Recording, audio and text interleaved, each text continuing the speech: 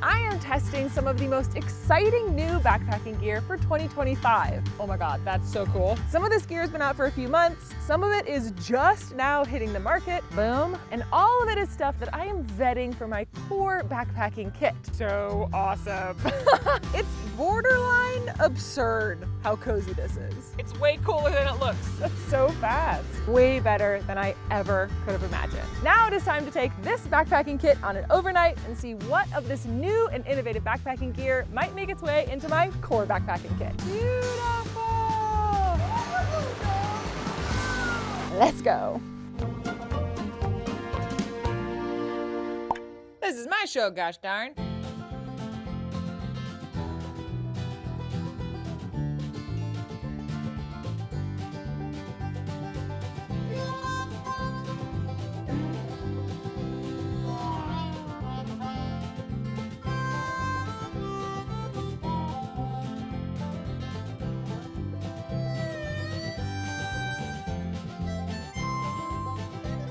We are currently hiking on the Fossil Creek Trail in the Coconino-Tonto National Forest in Arizona. This trail takes us down to an area called Fossil Springs, which is actually a really popular area for day hiking in the summer and spring. But in the winter time, you don't need a permit to come hike here, and you can actually spend the night. The trail itself is only 4 miles to get to the springs, which makes it kind of the perfect opportunity to test out a lot of this new backpacking gear. So one of the new for 2025 things that I'm using are actually these overalls.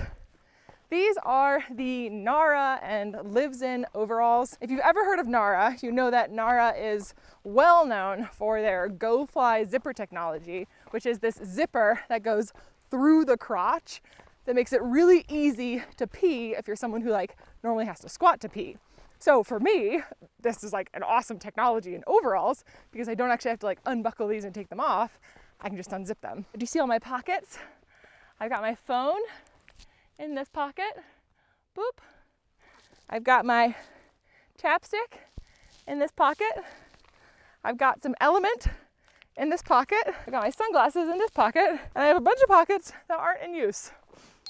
So, overalls, being tested for 2025. One of the pieces of gear that I'm actually most excited about is this pack that I'm using. This is actually an ultralight pack from a brand that was really just started last year called Symbiosis Gear. And there's a lot of things that make this pack really cool, but the coolest thing about it is that it was specifically designed for people with boobs. This pack is called the Aspen. It is a pretty small pack.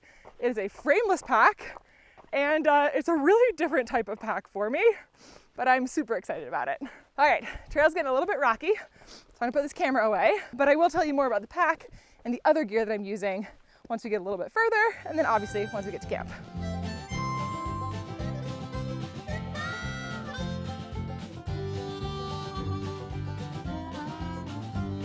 Ooh! This is the most desert moment right here. We have spiky cactus, bright green cactus, red rocks around, blue sky. The only thing that would make this more desert would be a saguaro cactus and a dude with a cowboy hat on. Quintessential desert right here. Ah! Sorry, I stabbed myself. Neato.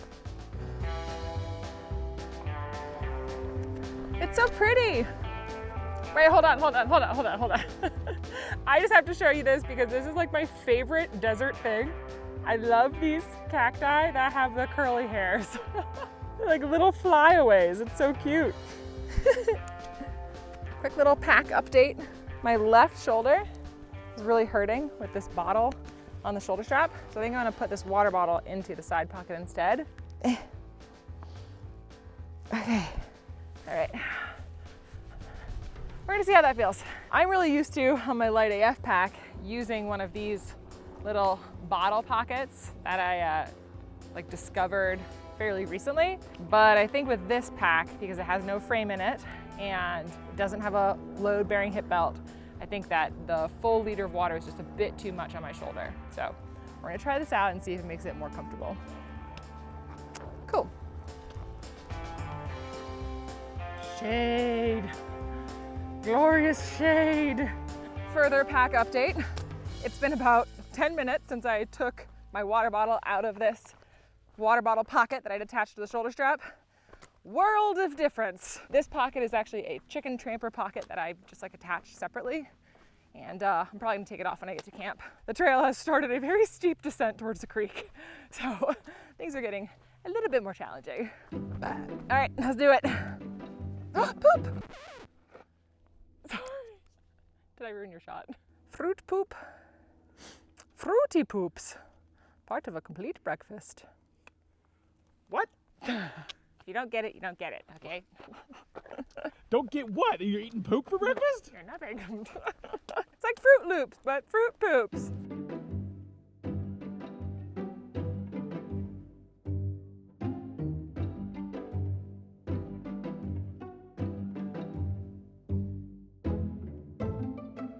So we stopped and had some lunch in the shade, and I checked my map, and it looks like we're about a half mile from Fossil Springs and the dam.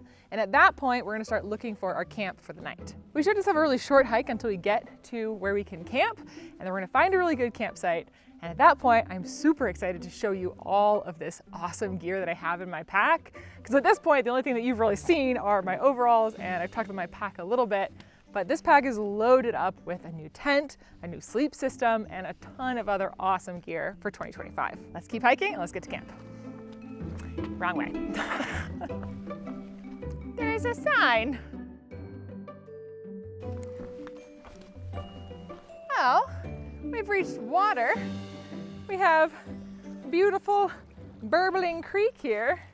There's a little sign that pointed this way to Fossil Springs, so we're gonna keep walking a little bit. But if I'm being honest, I'm not really sure which direction we wanted to go, like towards the springs or towards the dam. We're camping, so we're just gonna keep going this way and see. But we might need to end up turning around. So this is lovely, but it's definitely not where we're supposed to camp tonight. So I think we're gonna have to turn back. This area is Fossil Springs, but I think what we need to do is actually go up towards the dam. And at that point, we should be able to find some campsites before the dam that are like closer to the creek itself. So definitely not where we're supposed to be camping.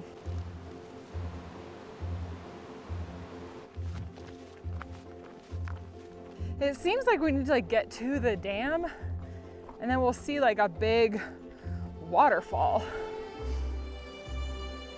Oh, pretty. We're almost to the waterfall. Being in the desert, seeing water is not that common. So being able to hike next to a creek like this is beautiful. Whoa, beautiful. This is our dam. That is so pretty. Oh my gosh, all that green. This dam marks the boundary for where we can camp. So we're gonna start making our way back towards where we had lunch, because there were a number of spots that direction that looked like pretty good places to set up for camp. Okay, we found a spot where we think we can cross the river at Fossil Springs, so we're trying to figure out the best way to do that.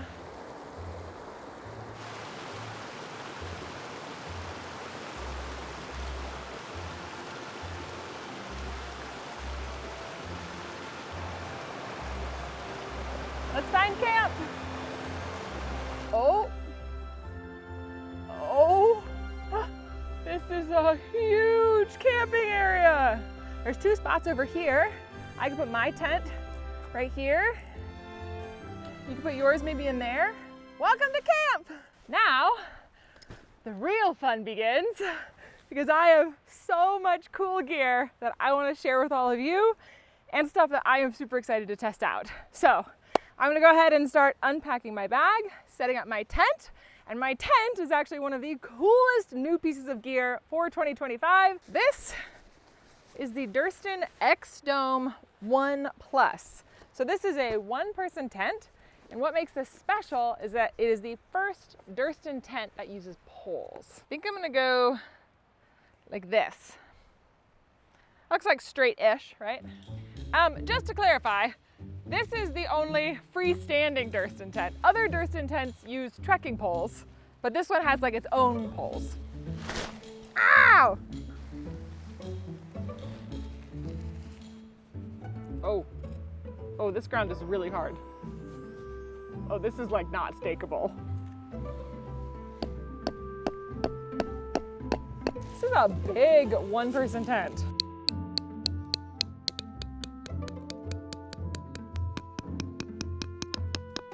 Not for the poles.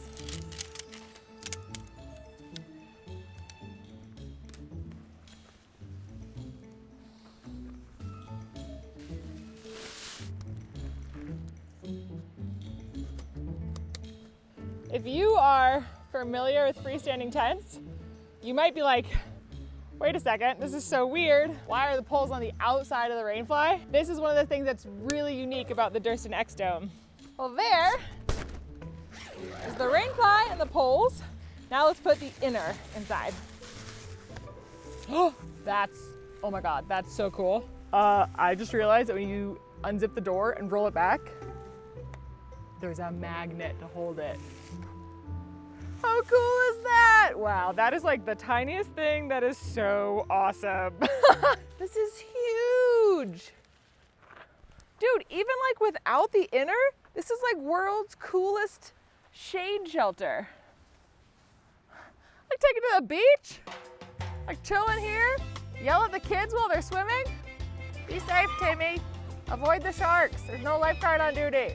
Durston is very unique in the way that they design their tents. So all Durston tents, including the original Durston tents, which were trekking pole tents, are like this, where you have the rainfly that gets set up first, and then you have the interior or the body of the tent that gets buckled on the inside of the exterior tent shell. So it's a really unique design, but it is a very typical of Durston. Where is the door? Here's the door. Okay, if you were a door, you would go this way.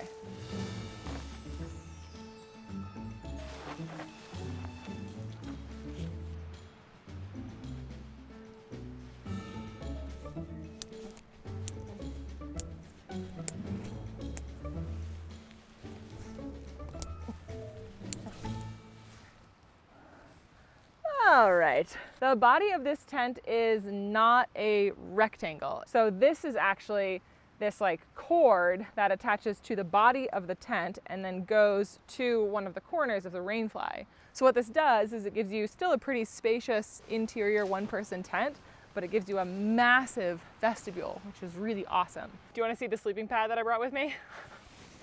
You're gonna laugh. Ta-da! All right, listen, I know that this might look enormous, especially in this tiny pack that I brought, but I'm actually really excited about this sleeping pad. This is the Therm-A-Rest Loft sleeping pad, and they do consider it to be a backpacking sleeping pad, even though in my personal opinion, it is rather large and heavy. Let's go ahead and get it blown up, and I will show you just how cozy this thing is. It's so big.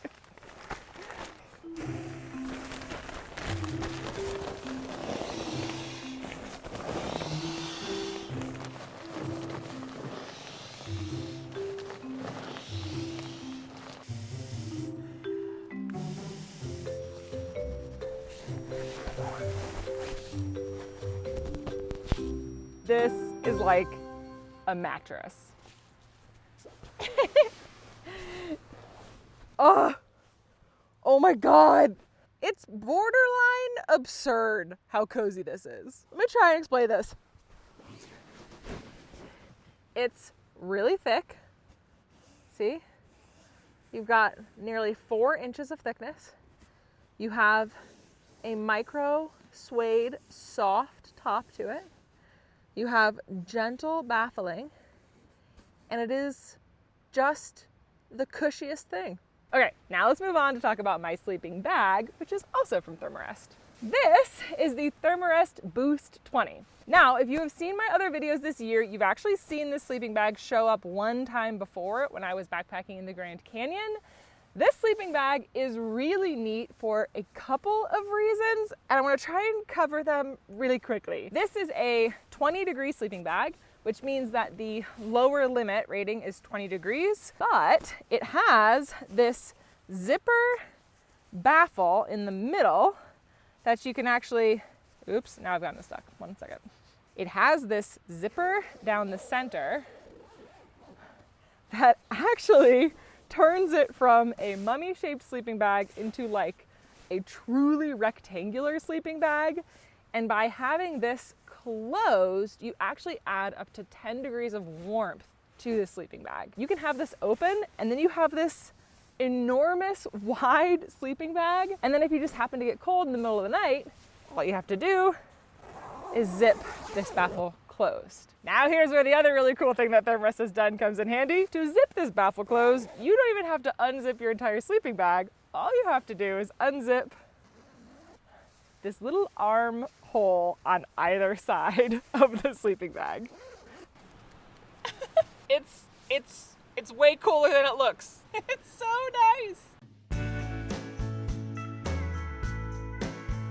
Good night.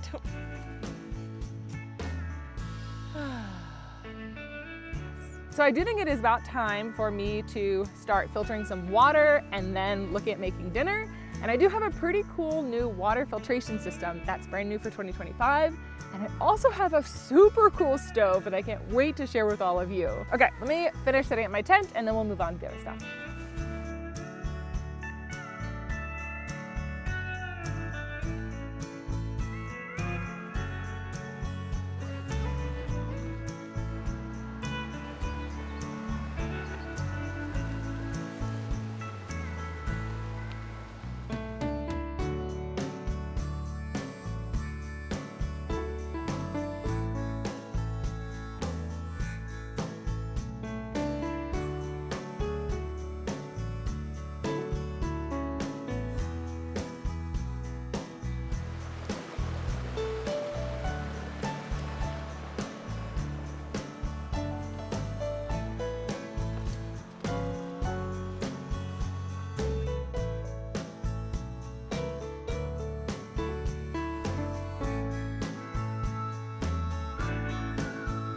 This bag might look familiar to you, it's just like a different design on it.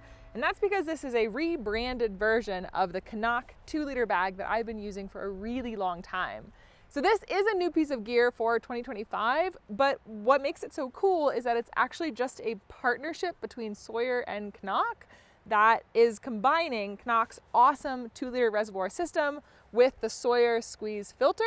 And it comes with a couple of cool kind of adapters that I think are just really neat. So first of all, we have the obviously 2-liter reservoir. It comes with a filter, and then it also comes with this little connector piece, which you used to have to buy separately, but now it comes in this whole kit system. This water bottle that I'm using is actually the water bottle that I have been designing for months. So let me just show you really fast what makes it cool. It is a semi-soft plastic, so it's squeezable, and it has 2 different screw tops. So one is just the standard mouth screw top, just like a smart water bottle, so it's compatible with the Sawyer squeeze filter. And then the other screw top is this wide mouth screw top. And the reason that I wanted that in a water bottle is that I wanted something that was really easy to clean and also really easy to fill. This water bottle is half the weight of a regular Nalgene, and you can also put boiling water in here. So that means that when you boil water at camp, you can actually pour your boiling water into this to use it to measure, or to like put it in your sleeping bag at night to have a little hot water heater. So all in all, it's just like a super versatile bottle. And I'm obviously really excited about it, and I'm hoping that you are too. I probably overfilled this. Ah! Guess I did. I always do that.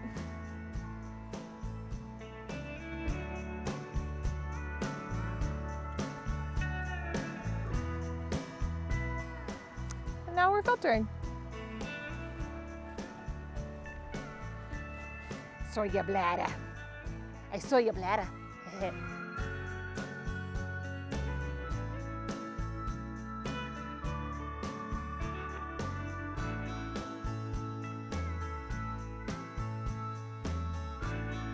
I filtered some water, and now I'm gonna start my dinner. I actually brought something pretty boring for dinner. I brought ramen and a packet of peanut butter to add to it. So, not the most exciting dinner, but the means by which I'm going to cook my dinner is very exciting. So I have here a brand new stove system from MSR called the Switch stove. The Switch is in many ways very similar to a JetBoil, if you're familiar with JetBoil, but there are a couple of things about it that are different for sure.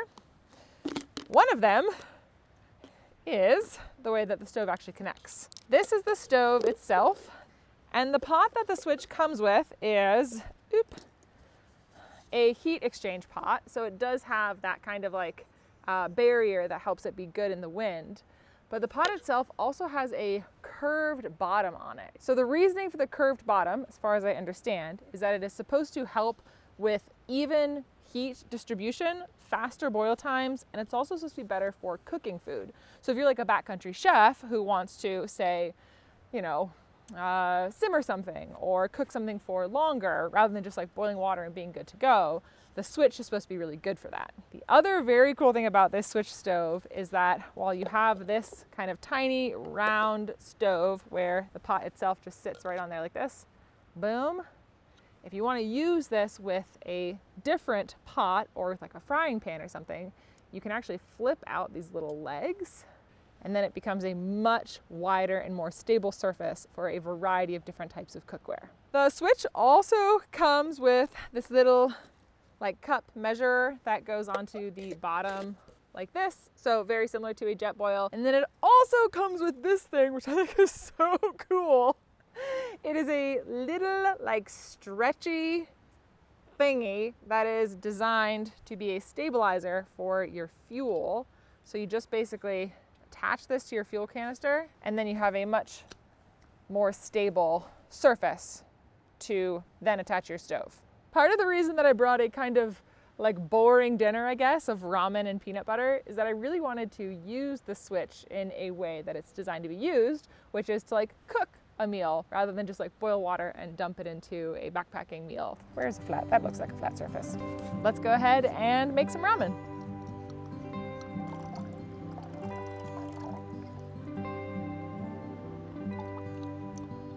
There we go. There's a 2-cup line on the inside.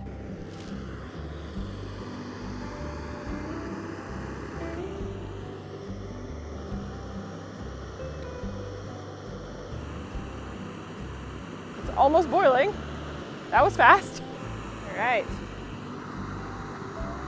Turn it down. Add our noodles.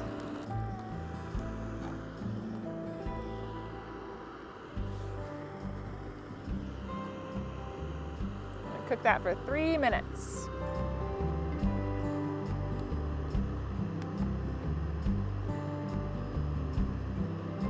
Whoa, this can turn down to like a crazy low simmer. It's like still on, but like barely. That's really cool. Wow, that's awesome, dude. Most backpacking stoves cannot simmer like that.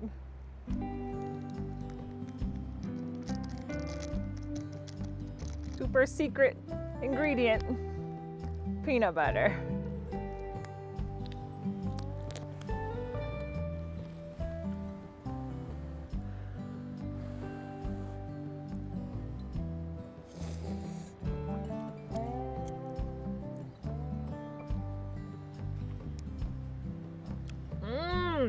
This water boiled so quickly, and cooking my food was really fast. It's pretty awesome. Very handy.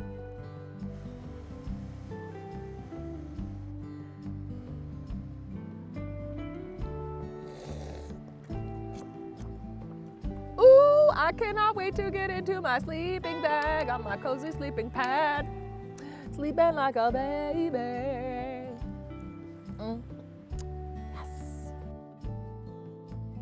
I'm going to finish eating my dinner, and then I will check in with all of you and share some thoughts on the day when I'm cozy in my tent.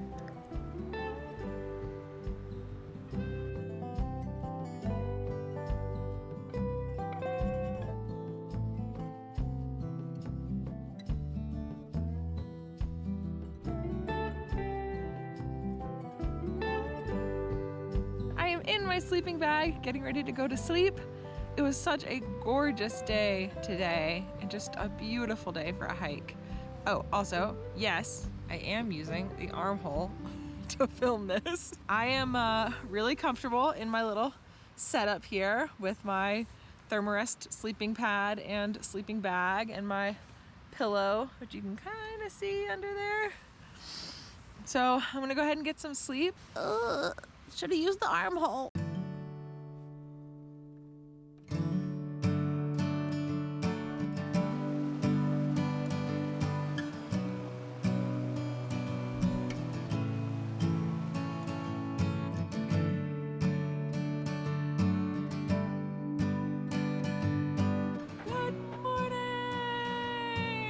Good morning. My gosh.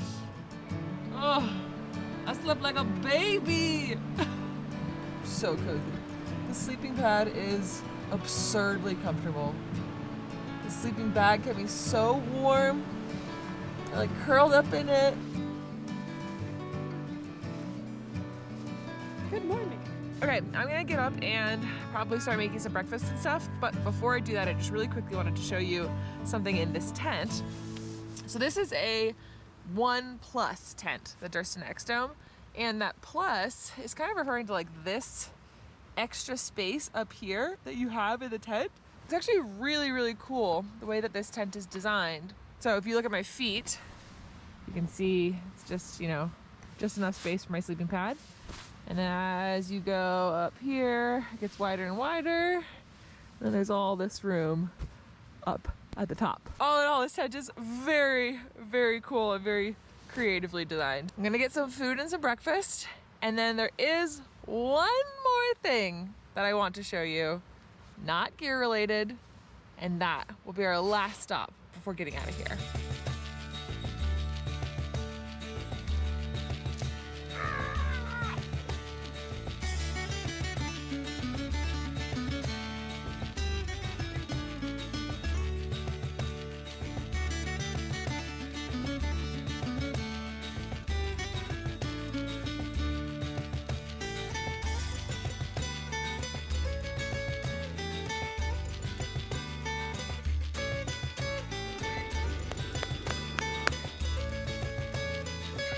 That's so fast.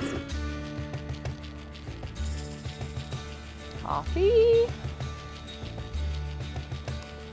For breakfast, I am having the jalapeno cheddar biscuits and herb sausage gravy from Pinnacle Foods, one of my favorites. And my coffee is actually from Black Coffee Roasters.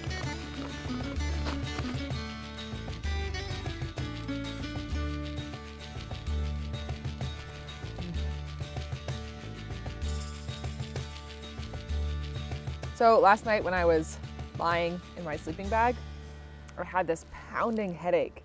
I was just like pulsing. And then all of a sudden I had this like aha moment where I realized that I had not had any electrolytes all day. So I actually got out of my sleeping bag, I went to my bear bag, and I pulled out a packet of LMNT so that I could put it into my water. LMNT is an electrolyte drink mix that has 1,000 milligrams of sodium in it, and it comes in a wide variety of really delicious flavors. LMNT is really crucial for me when I am backpacking because I have chronic migraines, but LMNT is actually great for anybody who deals with fatigue or muscle cramping or headaches due to dehydration. So yeah, this is just a reminder to you all and a reminder to myself last night that drinking electrolytes can make a massive difference in your comfort. Overall, I think that taking that extra moment before I went to sleep, going and getting some LMNT, putting it in my bottle, drinking some, it just made me way more comfortable. It got rid of my headache in a matter of like less than an hour.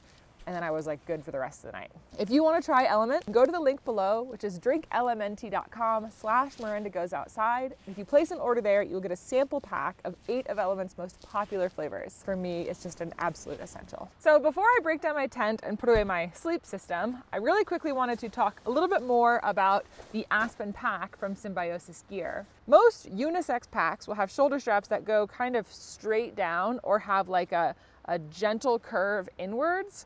But the shoulder straps on the Symbiosis, if you can see here, they curve out first and then they curve in. So it's this really strong S curve.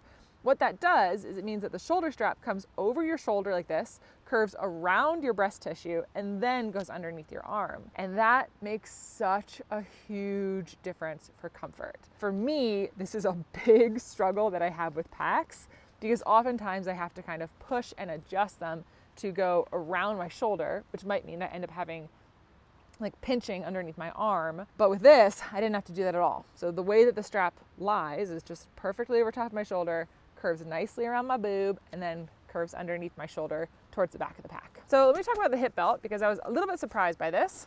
There's this wide strap hip belt that is really adjustable and expands up to, I think, like 45 or 55 inches. So it really is designed to fit a wide variety of body types.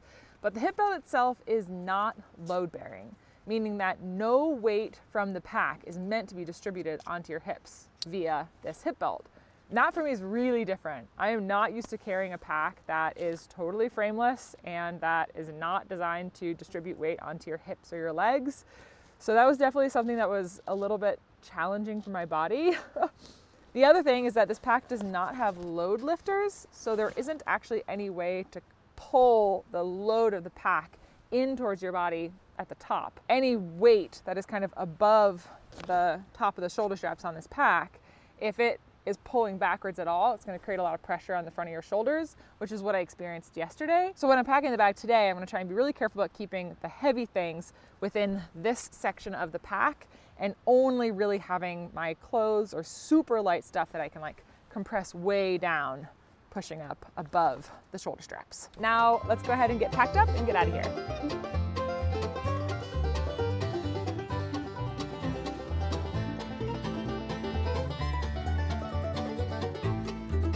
So we are all packed up at camp and we're gonna hike out of here. But before we head back to the trailhead, there's one more thing I wanna show you really fast.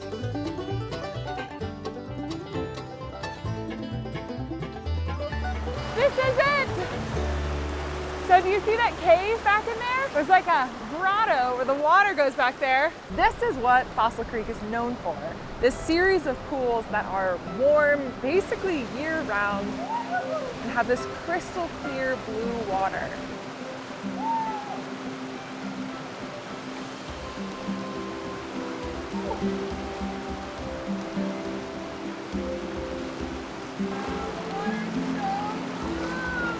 This sapphire blue grotto and swimming hole is the last thing that I wanted to show you before we start our hike out of here.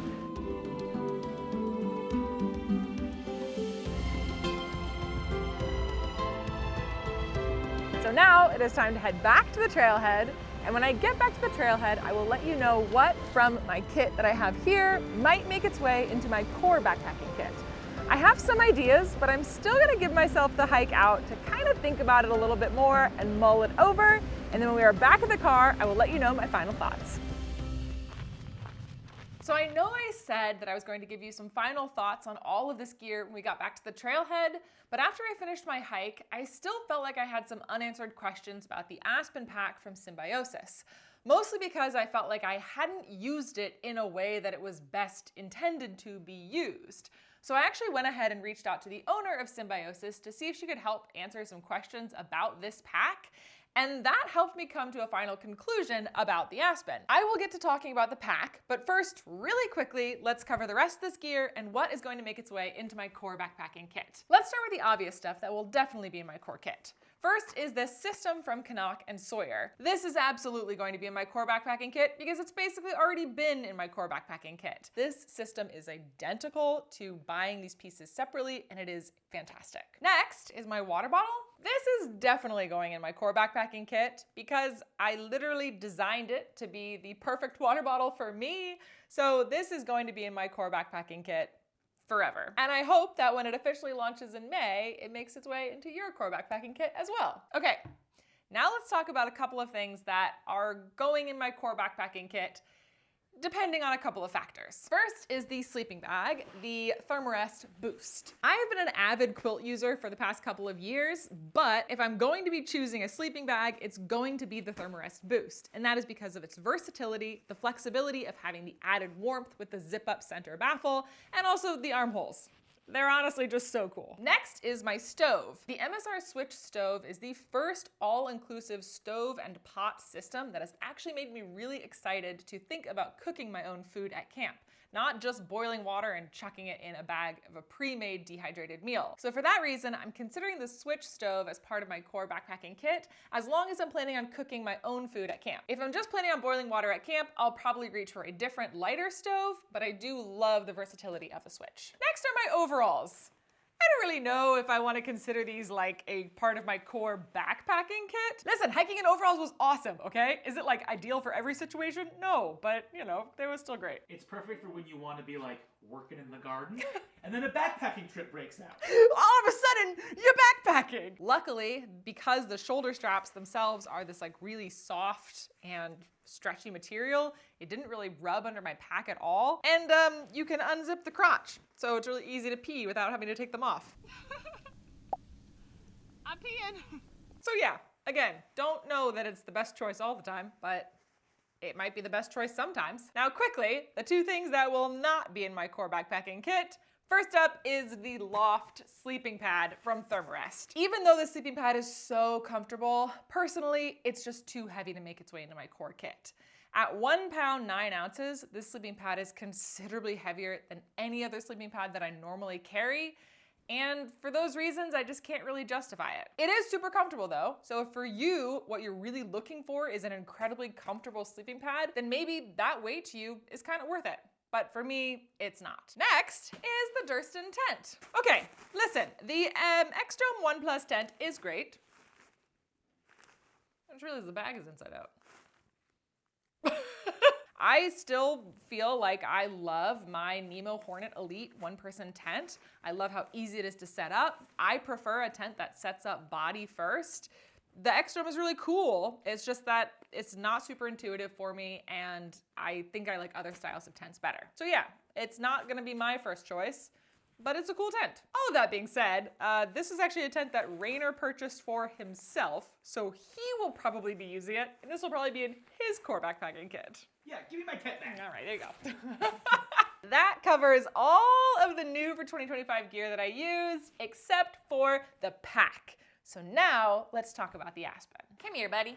I told you that I had some questions about the Aspen when I finished my hike, and that I reached out to the founder of Symbiosis Gear to answer some of those questions. Most of the questions that I had about the Aspen were around two things. One, I was curious if I was carrying too much weight in the pack, and two, I was curious why there were no load lifters on the pack. Both of those questions were pretty easily answered by the founder of Symbiosis, Sarah. So first up, I carried roughly 26 or 27 pounds in this pack. Online, it says that the Aspen can comfortably carry 20 pounds of weight, so I was definitely pushing the weight limit. When I talked to Sarah, she said that she has frequently carried more than 20 pounds of weight in this pack, sometimes upwards of 30 pounds, and found it to be plenty comfortable. So she actually wasn't too concerned about that weight. Now let's talk about the load lifters. I had a significant amount of pain in the front of my shoulders while I was using this pack, and I couldn't quite figure out why. What I kind of determined was that it was largely because there are no load lifters on this pack, meaning that I couldn't actually pull straps on the pack to allow the weight of the bag to come forward. So a lot of the pressure was being put on my shoulders as the weight of the pack was being pulled backwards. What Sarah said is that she thinks that probably because the pack itself was sitting above my shoulders, and then I had something on top of it as well, that was causing most of the weight to be pulled backwards, which is why I got that pain in the front of my shoulders. With the Aspen, it is best if you can keep the entire load of the pack within your spine,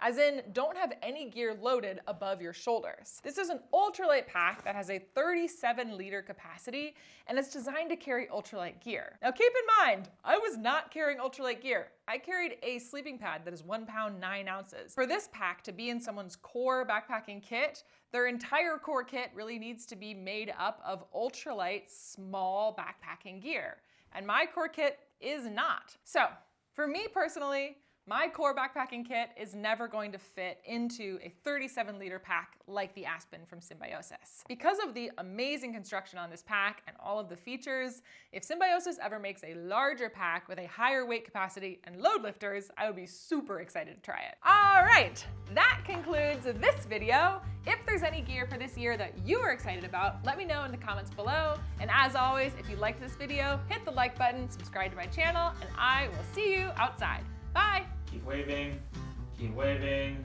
Cool, just half more hour of this, it'll be good.